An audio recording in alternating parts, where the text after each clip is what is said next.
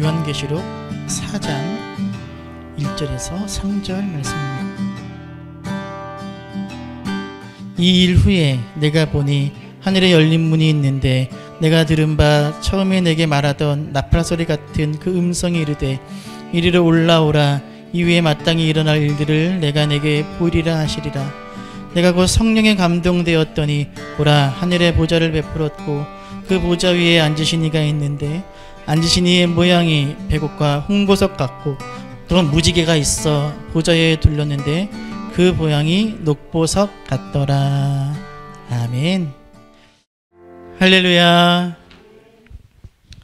지난달 온라인 예배를 통해서 두아디라 교회에 보낸 편지 설교를 끝으로 주님께서 요한을 통해 소아시아의 7교회에 보낸 편지를 모두 살펴보았습니다.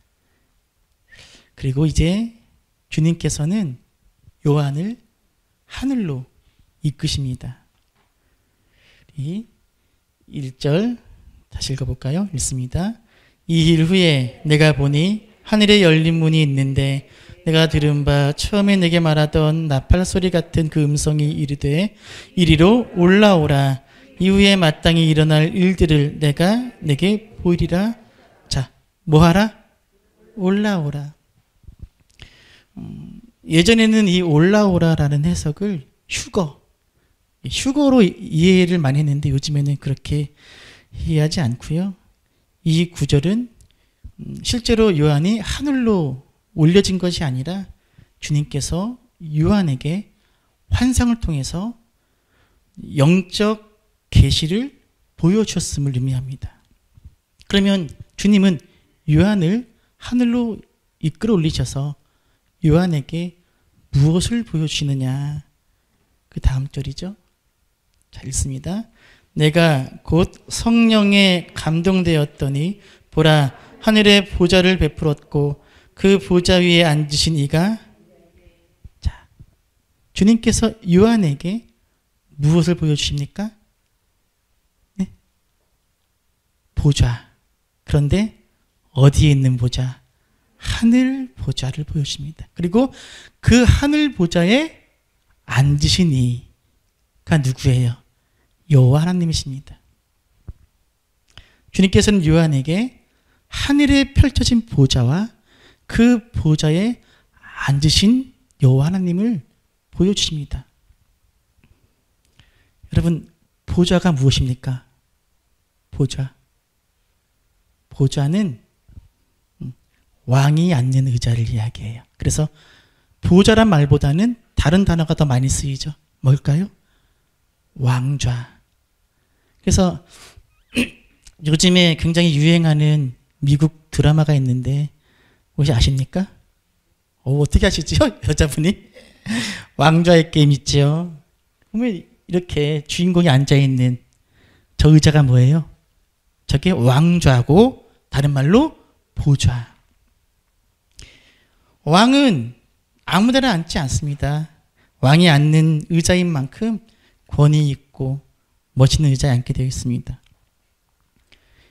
이 의자는 스페인의 찰스 3세가 앉았던 보좌, 왕좌라고 합니다.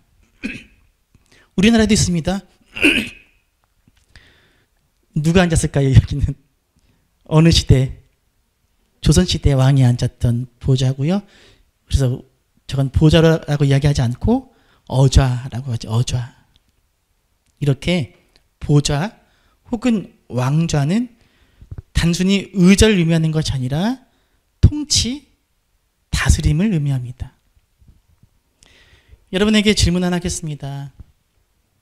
요한계시록이 쓰여질 당시 그 시대의 최고의 보좌, 최고의 왕좌에는 누가 앉아 있었을까요?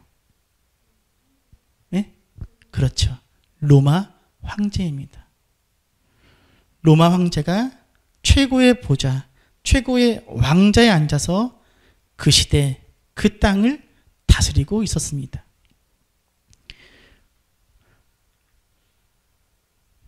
이 사진은 신성 로마 제국의 샤를 마뉴의 보좌예요. 그러니까 황제가 앉았던 보좌는 저렇지 않았을까라고 추측합니다. 저 황제의 보좌는 모든 통치가 이루어지고 모든 심판이 이루어지는 곳이었습니다. 바로 누가 앉은 보좌라고요? 로마 황제가 앉았던 보좌입니다. 그런데 요한계시록은 이 황제의 보좌를 짐승의 보좌라고 이야기합니다. 자, 읽겠습니다. 내가 본 짐승은 표범과 비슷하고 그 발은 곰의 발 같고 그 입은 사자의 입 같은데 용이 자기의 능력과 보좌와 큰 권세를 그에게 주었더라. 네, 계시록에 보면은 바다에서 올라온 짐승, 용이죠. 그 용이 땅의 짐승에게 뭘 준다고요? 보좌를 줘요. 이 바로 로마 황제를 이야기합니다. 하나 더 읽어볼까요? 16장입니다. 읽습니다. 또 다섯째 천사가 그 대접을 짐승의 왕좌에, 이 왕좌가 바로 보좌랑 같은 단어입니다. 자, 누구의 왕좌라고요? 짐승. 성경은 로마 황제가 앉아있는 그 보좌를 뭐라고 이야기한다고요? 짐승의 보좌, 땅의 보좌입니다. 로마 황제가 앉아있는 보좌는 짐승의 보좌예요. 지금 소아시아의 7교회 성도들이 고통받고 있는 이유가 바로 이 짐승의 보좌 때문입니다. 땅의 보좌 때문이에요. 왜요? 이 보좌 앞에서 뭐 하라는 거예요? 절하라는 거예요. 황제 숭배. 이 짐승의 보좌, 로마 황제의 보좌 앞에서 너희 모두 엎드려 절하라는 거예요. 이 황제에게 절하지 않는다는 이유로 소아시아의 7개 성도들이 고난과 핍박을 당하고 있는 겁니다. 다시 한번, 소아시아의 7개 성도들이 고난과 박해를 당하고 있는 이유는 무엇 때문이라고요? 네? 이 짐승의 보좌, 땅의 보좌, 로마 황제의 보좌 때문에 지금 핍박과 고난을 당하고 있습니다. 그런데 오늘 읽은 본문에서 주님께서 요한을 하늘로 끌어올리신 후에 요한에게 무엇을 보여준다고요? 네? 다시 읽어볼까요? 잊어버리셨죠, 근세? 자, 읽습니다. 시작. 내가 곧 성령에 감동되었더니 보라, 하늘의 보좌를 베풀었고 그 보좌 위에 앉으신 이가, 자, 무엇이 있다고요? 보좌가 있어요. 그런데 이 보좌는 어디 있어요? 하늘에 있는 보좌예요. 주님께서는 왜 요한에게 하늘에 있는 보좌를 보여줍니까? 땅의 보좌에 앉아있는 로마 황제, 그 세상의 권세가 이 땅을 다스리는 것처럼 보이지만 그렇지 않다는 거예요. 땅의 보좌에 앉아있는 로마 황제 가이사가 이 세상을 다스리는 것이 아니라 하늘 보좌에 앉으신 누가? 여호와 하나님께서 이 땅을 다스리고 계심을 요한에게 보여주시고 소아시아 7교회 성도들에게 보여주시고 또 오늘 우리에게 보여주기 위해서 요한 하늘로 끌어올리신 것입니다. 성도 여러분, 소아시아의 7교회 성도들은 비참하고 고단하고 위험한 삶을 살아야 했습니다. 코로나19 힘드시죠? 그런데 지금 우리가 당하고 있는 이 코로나19로 인한 고통과는 비교할 수도 없는 힘든 삶을 이들은 살아야 했습니다. 황제 숭배를 거부한다는 이유로 매일매일 생사를 넘나드는 위태로운 삶을 살아야 했습니다. 강제로 짐승의 탈을 뒤집어 쓴 채 맹수의 사냥감이 되기도 했고요. 산채로 불구덩이에 던져지기도 했습니다. 평생 피땀 흘려 모은 재산을 빼앗기기도 했고, 토굴로 들어가서 인간 이하의 삶을 살기도 했습니다. 무슨 이유로요? 황제에게 절하지 않아서. 오직 예수 그리스도가 나의 주가 되신다는 그 믿음을 지키기 위해서, 그 믿음 때문에 황제의 보좌 앞에, 그 땅의 보좌 앞에, 그 짐승의 보좌 앞에 절하는 것을 거부했기 때문에 이들은 고난을 당해야만 했습니다. 소아시아의 그리스도인들은 관념으로서의 고난이 아니라 실제의 극심한 고난의 삶을 버텨내야만 했습니다. 그렇기에 소아시아의 그리스도인들은 한편으로 고민이 컸을 거예요. 여러분, 소아시아의 그리스도인들 어떤 고민을 했을까요? 어떤 고민? 네? 우리가 저번에 보았듯이 두아디라 교회의 자칭 여선지자라 하는 이세벨이 무엇을 가르친다고요? 거짓된 가르침. 뭐라고요? 황제에게 절해도 돼. 해도 돼. 이 소아시아의 7개 성도들이 이런 고민을 했을 거예요. 그냥 황제에게 절 한번 하고 말까? 라는 고민과 갈등이 이들 안에 있었을 것입니다. 소나기는 일단 피하고 보는 법이라고, 나의 행복과 우리 가정의 안녕과 재산과 목숨을 빼앗기지 않기 위해서 일단 로마 황제 앞에, 이 짐승의 보좌 앞에, 이 땅의 보좌 앞에 한번 엎드리고 말까? 그동안 내가 지켜온 믿음 포기할까? 타협할까? 양보할까? 라는 고민이, 그렇게 해서라도 살아남아야 하나? 라는 갈등이 이들 가운데 있었습니다. 그래서 주님은 요한을 통해서 이들에게 하늘 보좌를 보여주시는 거예요. 하늘의 약속은 희미해지고 땅의 고난은 더욱더 뚜렷해지는 상황 속에서 주님께서는 당신의 교회와 성도들에게 그 고난을 견딜 수 있는 힘이 무엇인지를 보여주고 계십니다. 성도 여러분, 이 땅의 고난을 이길 수 있는 힘은 무엇입니까? 그것은 바로 하늘 보좌에 하나님이 앉아 계시다는 사실입니다. 따라합시다. 하늘 보좌에 하나님이 앉아 계신다. 다시 한번, 하늘 보좌에 하나님이 앉아 계신다. 할렐루야. 땅의 보좌에 누가 앉아 있어요? 로마 황제가 앉아 있어요. 그가 모든 것을 다스리고 모든 복이, 생사가 그 로마 황제로부터 나온 것처럼 보여요. 하지만 주님은 말씀하십니다. 땅의 보좌가 아니라 하늘 보좌에 앉으신 그분이 지금도 다스리신다. 그리고 주님은 오직 하나님만이 경배를 받기에 합당한 분이심을 알려주십니다. 6절입니다. 같이 읽어볼까요? 있습니다. 보좌 앞에 수정과 같은 유리 바다가 있고 보좌 가운데와 보좌 주위에 네 생물이 있는데 앞뒤에 눈들이, 자, 보좌 앞에 무엇이 있다고요? 유리 바다. 이 바다가 뭐예요? 아까 하늘이라면서요. 왜 갑자기 바다가 나와요?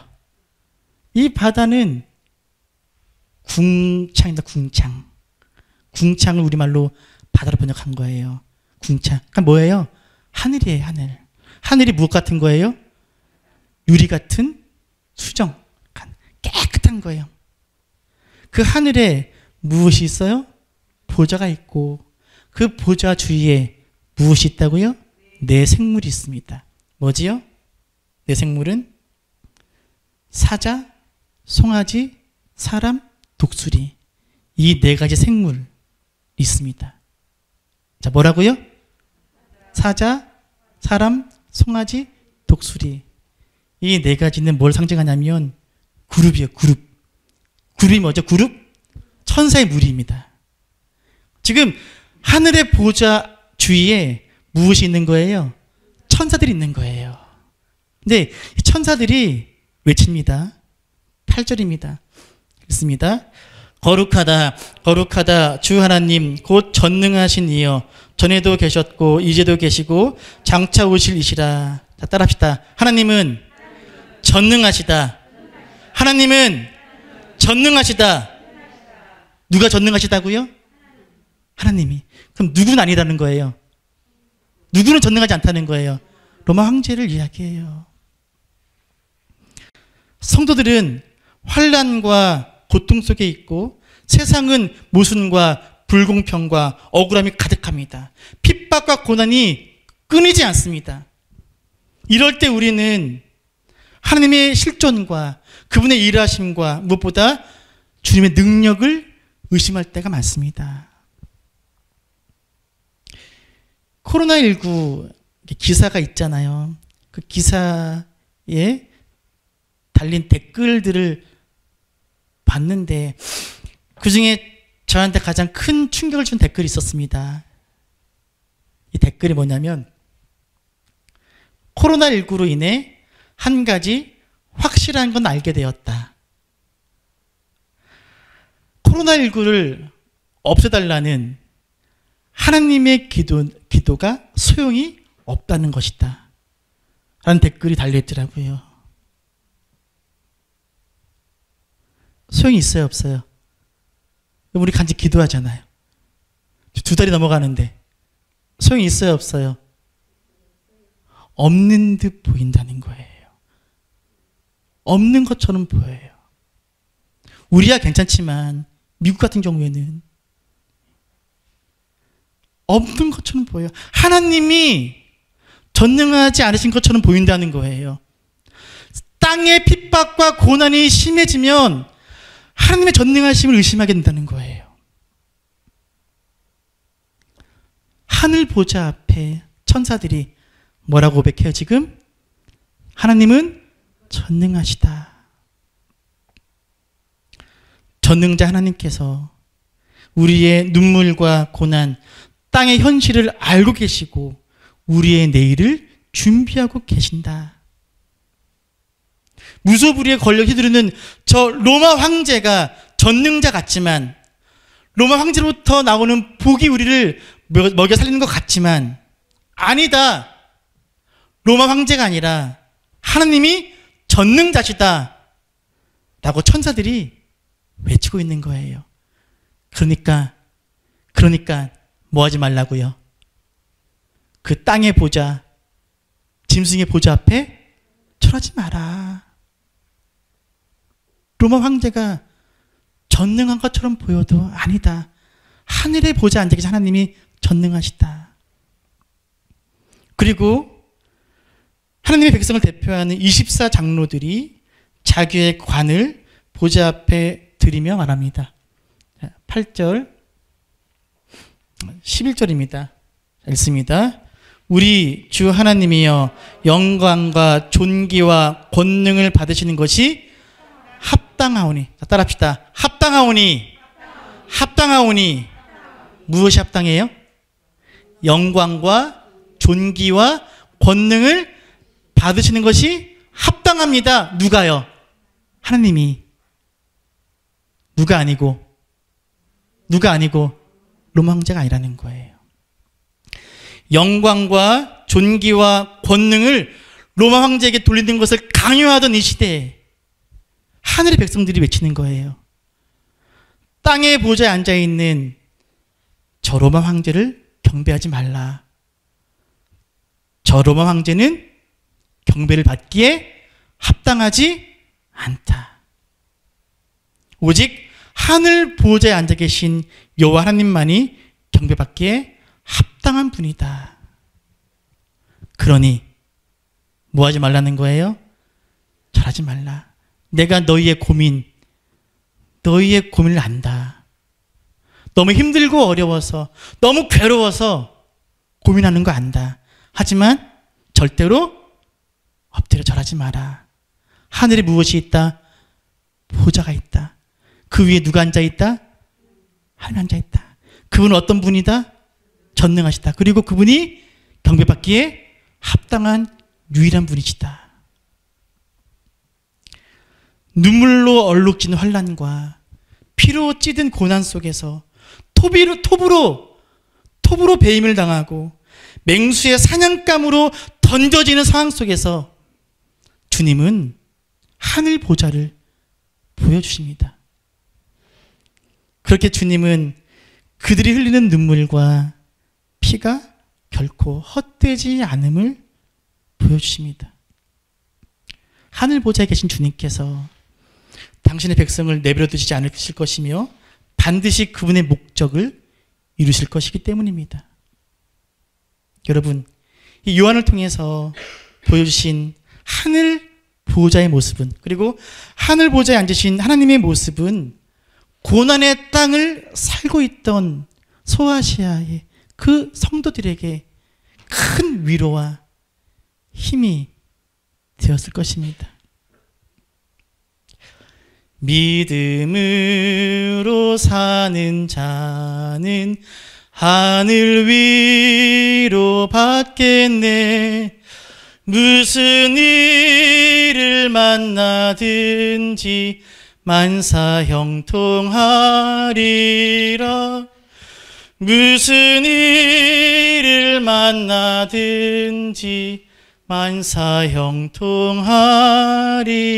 만사형통하리라. 할렐루야. 믿음으로 사는 자는 무엇을 받는다고요? 하늘 위로. 지금 주님은 요한을 통해서 위로하시는 거예요. 하늘에 보좌가 있다. 그 보좌에 주님이 앉아 계신다. 그리고 무슨 일을 만나든지 뭐하리라? 만사형통. 만사형통 뜻이 무엇이었습니까? 기억하세요? 만사형통. 만 가지 일이 형통하는 거예요? 아니에요. 하나님께서 당신의 뜻을 이루시는 거예요. 그게 만사형통이에요. 비록 지금은 고난과 핍박과 눈물 가운데 있지만 하늘 보좌에 계신 주님께서 반드시 그 목적과 뜻과 구원을 이루신다 라고 땅의 성도들에게 위로와 힘을 주십니다. 성도 여러분, 요한계시록 4장은 황제 숭배를 거부하며 예수 그리스도에 대한 믿음을 지키며 살고 있는 신자들, 하지만 그 믿음으로 인해 말할 수 없는 고난과 고통 가운데 살고 있는 땅의 백성들에게 주어지는 하늘의 위로와 소망의 메시지였습니다. 서문학교 여러분, 메마르고 척박한 고난의 땅을 살고 있는 우리에게 희망이 무엇입니까? 하늘 보좌가 있다는 것입니다. 그 하늘 보좌에 주님이 앉아 계신다는 것입니다. 그 주님이 오늘도 살아계셔서 이 땅을 다스리시고 통치하고 계신다는 사실입니다. 그것이 우리의 소망이고 희망입니다. 믿으십니까? 세상의 보좌, 짐승의 보좌, 땅의 보좌는 허상에 불과합니다. 여러분, 눈앞에 보이는 것 외에는 보지 못하는 나의 닫힌 영안을 열어달라고 구하셔서 하늘 보좌를 바라보고 하늘 보좌에 앉으신 주님을 볼 수 있기를 구하시기를 바랍니다. 영안이 열려야 살 수 있습니다. 영안이 닫히면 뭐밖에 안 보여요? 땅의 보좌밖에 보이지 않습니다. 영안이 열려야 하늘의 보좌가 보이고 그 보좌로부터 흘러나오는 은혜와 능력으로, 위로로 이 땅을 살 수 있습니다. 내 앞을 가로막고 있는 땅의 문제만 바라보지 마시고 그 너머에 하늘 보좌를 바라보시기를 바랍니다. 그 여호와 하나님께서 이 땅의 역사와 교회 공동체와 여러분의 삶을 인도하고 계심을 볼 수 있기를 바랍니다. 그래서 이 땅에는 아무 소망도 없다라고, 희망이 없다라고 여기는 이들에게 요한계시록 4장은 이렇게 권면합니다. 따라합시다. 하늘을 보라. 하늘 보좌를 바라보라. 그 위에 앉아 계신 진정한 왕을 만나라. 뭐 하라고요? 하늘을 보라. 하늘 보좌를 바라보라. 그 위에 앉아 계신 진정한 왕을 만나라. 그러할 때 우리는 이 땅을 이길 수 있고 견딜 수 있는 줄로 믿습니다. 여러분, 땅의 보좌, 짐승의 보좌, 세상의 보좌 앞에 엎드리지 마시고 전능하신 하나님이 앉아 계신, 영광과 존귀와 권능을 받기 합당하신 하나님이 앉아 계신 하늘 보좌 앞에만 엎드리며 살아가는 여러분 되시기를 시간 축원합니다. 찬양 다시 한번 하고 기도로 마치겠습니다.